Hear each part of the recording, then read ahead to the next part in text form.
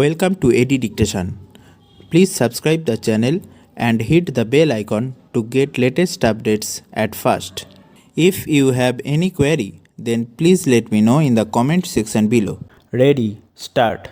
Mr. Vice Chairman, sir, in the course of his reply, the Honorable Minister referred to some of the remarks made on the 18th while replying to question number 4, and he said that his remarks were misunderstood by some of the members.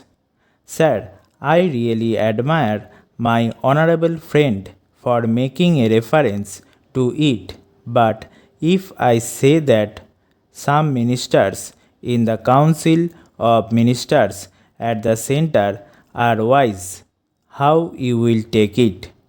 Of course, in his buoyancy, he made that statement.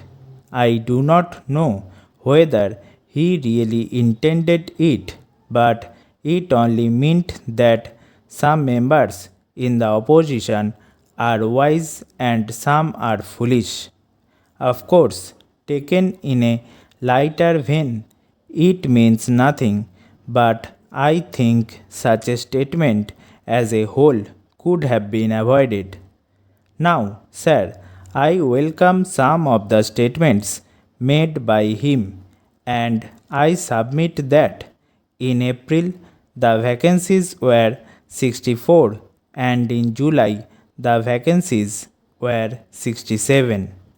According to his own analysis of the disease of arrears and pendency of cases in the Supreme Court and in the High Courts, the judge strength was less and therefore this backlog is there. Para. Now, the pendency as on 31st December 1987 was 5.5 lakhs.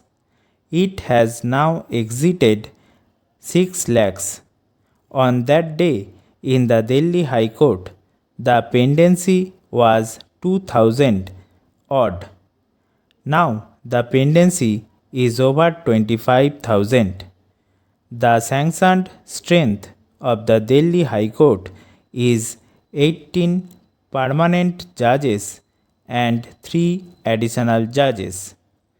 The Delhi High Court has 5 service judges, out of whom 2 are from outside.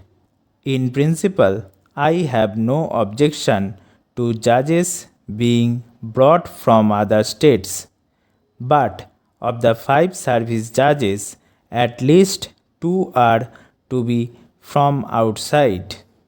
That means 3 are from Delhi.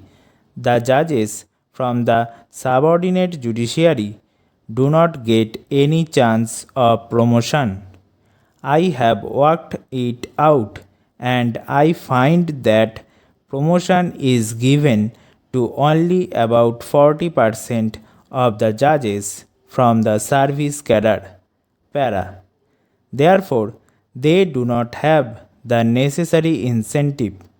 I think something has to be done in this regard also to give proper incentives to the judges from the subordinate judiciary. If among the subordinate judiciary there are efficient and competent people, they should be promoted as High Court judges. Of course, it will boost the morale of these judges. Para. In fact, we have seen that many Supreme Court judges who are doing very well have been promoted from the subordinate judiciary. I would like to give some examples. Judge of the Supreme Court was at one time session judge. Another judge started his career as a subordinate judge. Similarly, my friend started his career as a civil judge. There are many such instances. I could even cite the example of another judge who delivered that famous judgment. He was also a district judge and he was a promotee judge in the High Court. Therefore, my point is sufficient efforts should be made to give incentive to subordinate judiciary. The Honorable Law Minister has analyzed the disease and he has found that all these backlogs or arrears are primarily due to the vacancies in the high courts. He has also said that the judge's strength is not as much as it should be, and by way of an example, he said about the Karnataka High Court, where the sanctioned strength is 14 plus 3 additional judges. This comes to 17, but their requirement is 33. Similarly, if you work out the requirement of judges in each high court, taking into consideration the quota of disposal fixed by the Chief Justice's conference, namely 650 per year, we find that the judges' strength in each high court has to be increased every year. This is because the arrears go on mounting up. This is a constant problem. Every year we cannot go on speaking about this. It is necessary that efforts should be made to tackle this problem of arrears, and this can only be done by appointing suitable number of judges. Para. In this connection, I would like to point out one thing. I could not understand one thing which the Honorable Law Minister said in the course of his answers the other day.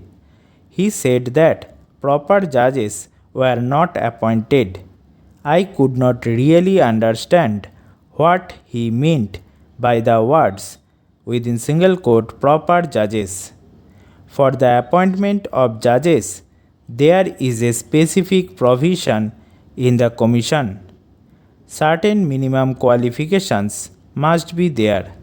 Firstly, a recommendation is made by the state government in consultation with the Chief Justice of the concerned High Court.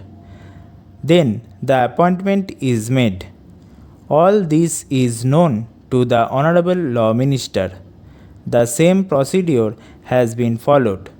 Therefore, when he made this observation that proper judges were not appointed, I would expect a gentleman like my friend who now occupies the office of the law minister not to make such statements which may create confusion in the minds of the people and the house. Stop.